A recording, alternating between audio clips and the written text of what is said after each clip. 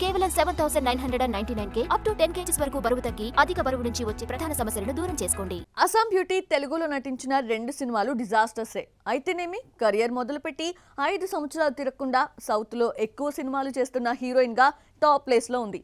ఇంతలా క్రేజ్ సంపాదించుకున్న ఆ బ్యూటీ ఎవరో చూసిద్దామా? ఫంకీ డిజాస్టర్ అయినా కయాదు లోహర్కు వచ్చిన నష్టమేమీ లేదు. తమిళం మలయాళంలో దూసుకుపోతోంది.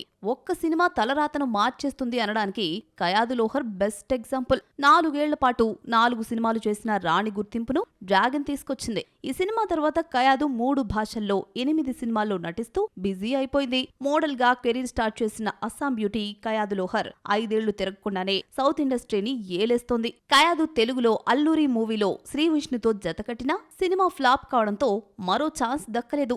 డ్రాగన్ హిట్ తర్వాత తెలుగులో బిజీ అయిపోయింది కయాదు.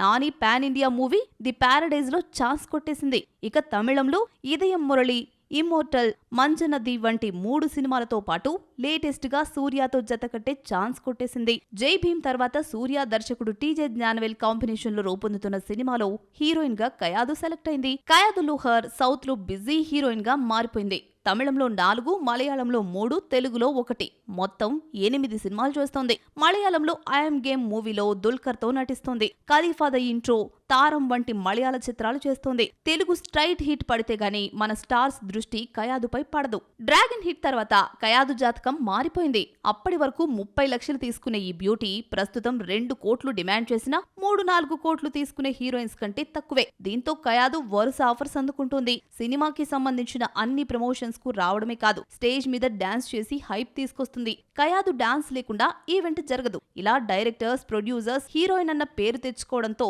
కయాదే కావాలంటున్నారు మేకర్స్. ఇలా 8 సినిమాలతో బిజీ అయిపోయింది.